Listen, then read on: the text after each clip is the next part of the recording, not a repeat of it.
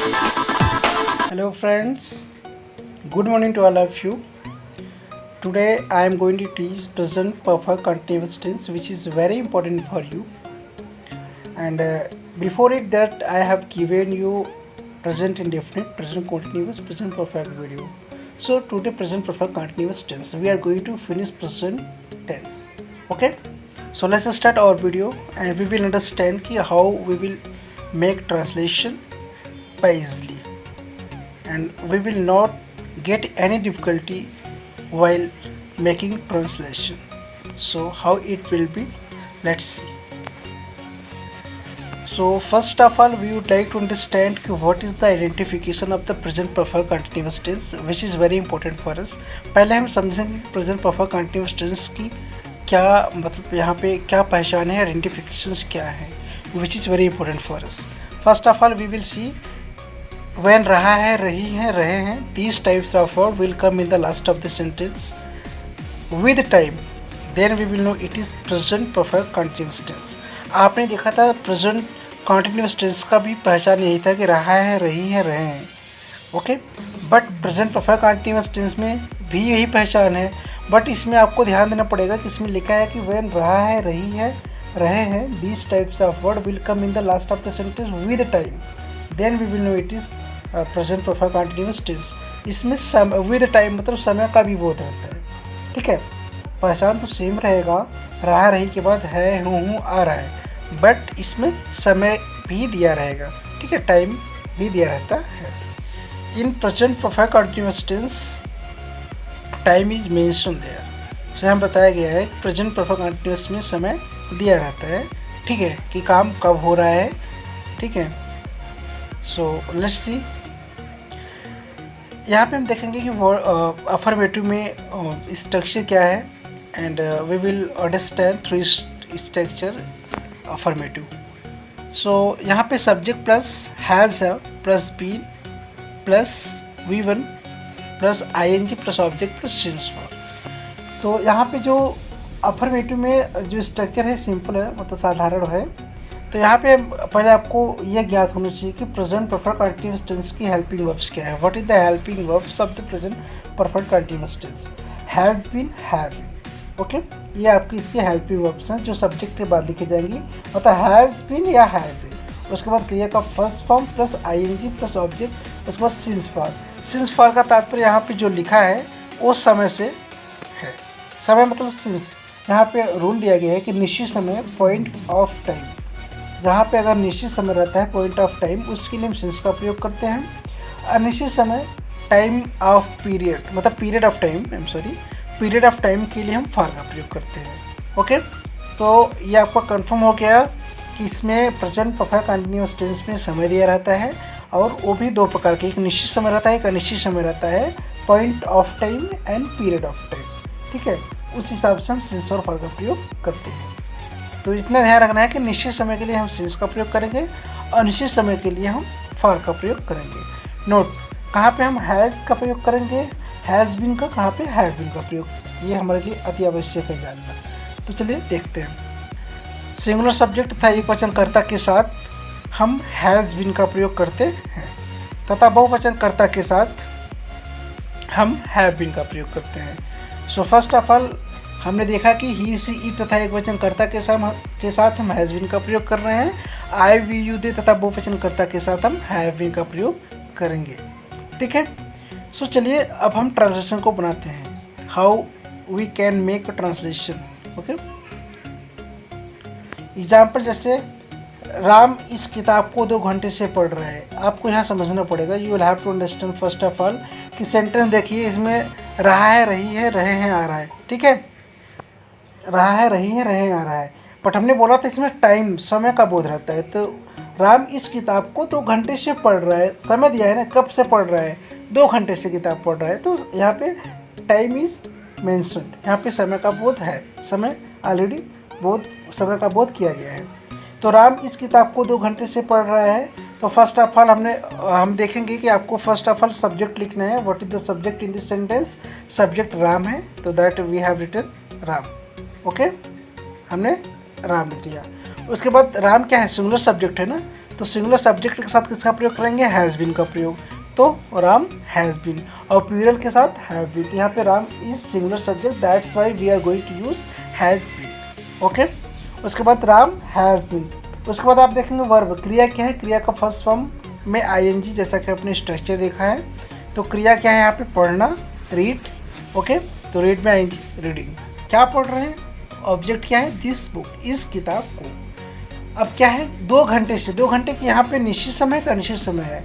आपने देखा था निश्चित समय के लिए सिंस का प्रयोग करेंगे, निश्चित समय के लिए फॉर का प्रयोग करेंगे। तो 2 घंटे से पता नहीं कब से 2 घंटे से पढ़ रहा है, तो फॉर 2 आवर्स। यहाँ पे आपका ट्रांसलेशन इस प्रकार से बना। तो Ram has been reading this book for 2 hours. Okay, और एग्जाम्पल को हम देखते हैं। जैसे लड़की सुबह से सो रही है, तो लड़की सुबह से सो रही है, तो यहाँ पे सुबह है ना, सुबह से, सुबह या शाम 2 चीज़ होता है यहाँ पे। एक दिन में सुबह शाम एक ही होता है ना, सुबह होगा शाम होगा, तो निश्चित है ना, सुबह एक ही हुआ है। तो यहाँ पे निश्चित है, तो जैसे बनाएंगे ट्रांसलेशन को, कैसे बनाएंगे, subject the girl, singular subject has been, सोना मतलब स्लीपिंग सिंस मॉर्निंग। यहाँ पे क्योंकि निश्चित समय दिया गया है, सुबह, सुबह शाम में निश्चित समय है। ओके, तो यहाँ पे the girl has been sleeping since morning. Next देखेंगे इसी प्रकार से, वह इस घर में जनवरी से रह रहा है, वह इस घर में जनवरी से रह रहा है। कौन रह रहा है, वह। ही हैज़ बीन, रहना मतलब लिविंग इन दिस हाउस, कब से, जनवरी से। साल में जनवरी तो एक ही बार आती है, तो दैट इज क्या है, वो निश्चित समय है, तो सिंस जनवरी। तो he has been living in this house since January. तो आप समझ गए कि निश्चित समय के लिए सिंस का प्रयोग हो रहा है और निश्चित समय के लिए फॉर का प्रयोग हो रहा है। तो वेरी ईजी है, आपको बस स्ट्रक्चर को ध्यान में रखना है। ओके, नेक्स्ट देखते हैं। मैं जनवरी से हर हफ्ते एक फिल्म देख रहा हूँ। मैं जनवरी से हर हफ्ते एक फिल्म देख रहा हूँ। I have been watching a movie every week since January. So आप देखिए जनवरी से, जनवरी मतलब दैट इज यहाँ पे आपका क्या है, जनवरी कंफर्म है ना कि साल में एक बार आता है जनवरी, वो निश्चित है, ठीक है, निश्चित समय है। तो यहाँ पे इसलिए सिंस का प्रयोग हुआ है। मैं पिछले 2 वर्षों से हर दिन काम करने जा रहा हूँ। ओके, सो सब्जेक्ट लिखेंगे आई हैव बीन, आई के साथ यहाँ पे प्लूरल सब्जेक्ट है, हैव बीन का प्रयोग हुआ। Going to work every day, अब 2 वर्षों से ऐसा बोला इन्होंने, 2 वर्षों से, अब पता नहीं कब 2 वर्षों से। ओके, क्योंकि 12, आप ध्यान दो, अब 2 वर्षों से ये बोल रहा है, बट 2 वर्षों से कब से, निश्चित तो है नहीं ना, वर्षों से, हाँ, दिनों से, घंटों से। अगर ऐसा आता है तो अनिश्चित होता है, ठीक है, निश्चित नहीं होता है।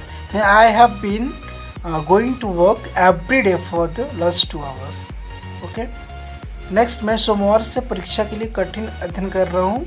I have been studying hard for exam since Monday. So I think that you have understood this, and we are going to move ahead in negative sentence. So देखेंगे कि what is the structure of the negative sentence. First of all, subject plus has, have plus not plus been plus क्रिया का first form plus ing plus object plus since form. तो आपको कुछ नहीं, negative sentence में only आप has के बाद नॉट का प्रयोग करेंगे, हैव के बाद नॉट का प्रयोग करेंगे। It means has not been, have not been, इस प्रकार से लिखा जाएगा। तो यहाँ पे केवल हैज़, हैव के बाद नॉट का प्रयोग होता है नेगेटिव सेंटेंस में। वह 2 दिन से नहीं पढ़ रही है, तो सी लिखा मैंने सब्जेक्ट सी, उसके बाद इसके साथ हैज़ का प्रयोग होगा, हैज़, उसके बाद नॉट का प्रयोग करना है, नेगेटिव है तो नॉट क्या, बीन रीडिंग, अब 2 दिन से कंफर्म नहीं है, for 2 days, so she has not been reading for 2 days। Next example, Rahul मुझे 2 साल से नहीं पढ़ा रहा है। So Rahul has not been teaching me for 2 years। मुझे सोमवार से बुखार नहीं आ रहा है। I have not been suffering from fever since Monday. Monday मतलब सोमवार से, दैट ये कह दिया है कि सोमवार से निश्चित हो गया, ठीक है। मैं पिछले 2 महीनों से शनिवार को देर से नहीं सो रहा हूँ।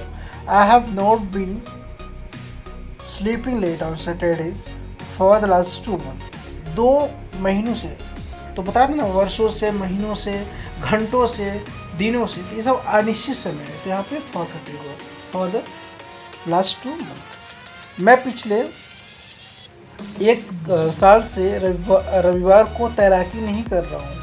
I have not been swimming on Sundays for the last 1 year. So आपने देखा कि सिंस और फॉर का प्रयोग किस प्रकार से हो रहा है। ओके, चलिए इंट्रोगेटिव सेंटेंस देखते हैं कि what can be structure of it.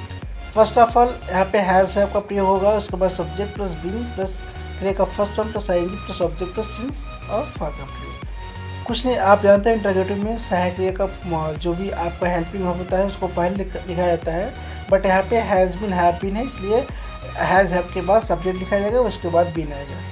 ठीक है, वाक्य में सबसे पहले हैज़ हैव का प्रयोग होता है और प्रश्नवाचक वाक्य मतलब क्वेश्चन मार्क को लगाते हैं क्योंकि इंट्रोगेटिव सेंटेंस है, तो this is very compulsory for you. Okay, तो क्या वह अपना काम 3 घंटे से कर रहा है। ओके, यहाँ पे लिखना चाहिए हैज़ यहाँ पे एच हो गया है, मिस राइटिंग हुआ है। Okay, has he be doing his work for 3 hours. तो क्या वो अपना काम 3 घंटे से कर रहा है। तो आपको जैसा कि मालूम है यहाँ पे सब्जेक्ट हैज़ है, हैज़ लिख लिया, उसके बाद यहाँ पे आपको सहायक क्रिया पहले लिखना है, इसलिए हैज़ लिखिए क्योंकि सब्जेक्ट क्या है, ही के अनुसार हैज़ लगेगा, तो इसलिए यहाँ पे हैज़ ही, उसके बाद बीन का प्रयोग बीन, उसके बाद क्रिया का फर्स्ट फॉर्म डू है, आईएनजी प्लस आईएनजी कर दिया, डूइंग ऑब्जेक्ट हिज वर्क हो गया। उसके बाद सिंस फॉर का प्रयोग मतलब यहाँ पे निश्चित अनिश्चित देखना है, 3 घंटे से, दिस इज नॉट, यहाँ पे निश्चित तो है नहीं, तो फॉर 3 आवर्स। तो has he been doing his work for 3 hours. Next देखेंगे, क्या वह आधा घंटा से पत्र लिख रहा है। यहाँ पे क्या वह आधा घंटा से पत्र लिख रहा है, यहाँ पे सब्जेक्ट हैज़ के अनुसार सब्जेक्ट ही, उसके अनुसार आपको सहायक क्रिया has he been writing letter for half an hour. Okay, यहाँ पे आधा घंटा पता नहीं कब से निश्चित नहीं है। ठीक है, क्या वह सुबह से सो रही है। Has she been sleeping since morning. तो आपने यहाँ देखा सुबह से, यह आपका कन्फर्म है, मतलब निश्चित समय है। ओके, और फिर क्या वह 2 दिन से नहीं पढ़ रहा है। Has he not been reading for 2 hours. So आपने देखा कि 2 दिन से यहाँ पे अनिश्चित समय है, यहाँ पे फॉर का प्रयोग। तो इसी प्रकार से सिंस और फॉर का प्रयोग होगा। क्या मुझे सोमवार से बुखार नहीं आ रहा है। Have I not been suffering from fever since Monday. तो यहाँ पे सोमवार से, तो यहाँ पे निश्चित समय है, यहाँ पे इसलिए सिंस का प्रयोग हुआ है। ठीक है, तो सिंस और फॉर का प्रयोग आपको ध्यान पूर्वक करना है। यहाँ पे निश्चित समय हो, वहाँ पे सिंस, अनिश्चित समय के लिए फॉर का प्रयोग। तो चलिए क्वेश्चन वर्ड को समझते हैं। What is the structure. First of all देखेंगे क्वेश्चन वर्ड क्या होता है, मालूम है ना आपको, मैंने बताया है कि वाक्य में कब कहाँ कैसे वाक्य के बीच में आ जाते हैं, तो वहाँ पे क्वेश्चन वर्ड सेंटेंस कहलाता है। तो उसको पहले स्ट्रक्चर देखेंगे। QW मतलब क्वेश्चन वर्ड को सबसे पहले लिखते हैं, उसके बाद सब्जेक्ट, उसके बाद हैज़ है। ओके, हैज़ है, उसके बाद सब्जेक्ट प्लस बीन प्लस के का first form plus ING plus object plus since for. तो आपको ओनली आपको ये ध्यान देना है कब कहाँ कैसे जो वाक्य बीच में आता है क्वेश्चन वर्ड के रूप में जाने जाते हैं, उसको QW बोलते हैं। उसको सबसे पहले सेंटेंस में लिखना है, उसके बाद हैज़ हैव का प्रयोग करना है, उसके बाद सब्जेक्ट लिखना है, उसके बाद बीन, उसके बाद क्रिया का first form plus ING plus object plus since और फॉर। तो वाक्य में सबसे पहले क्वेश्चन वर्ड को लिखते हैं। जैसे एग्जाम्पल समझते हैं, we will understand through example. Mohan इस पुस्तक को 2 घंटे से क्यों पढ़ रहा है। तो क्यों पढ़ रहा है मतलब कब कहाँ कैसे मैंने बोला था, क्योंकि मीनिंग को पहले लिखेंगे, वाई लिख लिया। उसके बाद अब इसमें सब्जेक्ट लिखेंगे, क्या है, मोहन। मोहन के अनुसार क्या सहायक क्रिया लग सकती है यहाँ पे, हैज़, तो वाई हैज़, फिर मोहन। उसके बाद बीन लिखना है, बीन लिख लिया। उसके बाद क्रिया क्या है, पढ़ना, रीड में आईएनजी रीडिंग। क्या पढ़ रहा है, दिस बुक, इस बुक को। अब कितना, 2 घंटों से, फॉर 2 आवर्स। ठीक है, क्योंकि 2 घंटे से निश्चित नहीं है, 12 घंटे होते हैं, पता नहीं कब 2 घंटे से पढ़ रहे हैं, तो for 2 hours. Next question, next example समझते हैं। तुम 2 दिन से यहाँ क्या कर रहे हो। ओके, क्या कर रहे हो, व्हाट। ओके, उसके बाद देखेंगे तुम सब्जेक्ट है, उसके अनुसार आपकी सहायक क्रिया हैव लगेगा, तो व्हाट हैव, उसके बाद subject you been doing here for 2 days। तुम 2 दिन से यहाँ क्या कर रहे हो, what have you been doing here for 2 days। Okay. Next, शुक्रवार से अध्यापक कौन सी पुस्तक पढ़ा रहे हैं। ओके, शुक्रवार से अध्यापक कौन सी पुस्तक पढ़ा रहे हैं, कौन सी मतलब विच बुक, कौन सी पुस्तक, which book has the teacher been teaching since Friday. यहाँ पे शुक्रवार मतलब फ्राइडे, ये निश्चित है, तो इस वजह से निश्चित समय के लिए हम सिंस का प्रयोग करते हैं। वह 2 दिन से क्यों नहीं पढ़ रहा है, why has he not been reading for 2 days।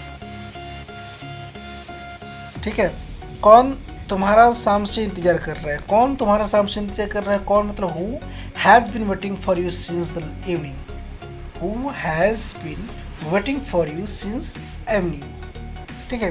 तो आपने देखा कि सिंस और फॉर का प्रयोग किस प्रकार से हो रहा है, निश्चित समय के लिए सिंस, अनिश्चित समय के लिए फॉर का प्रयोग।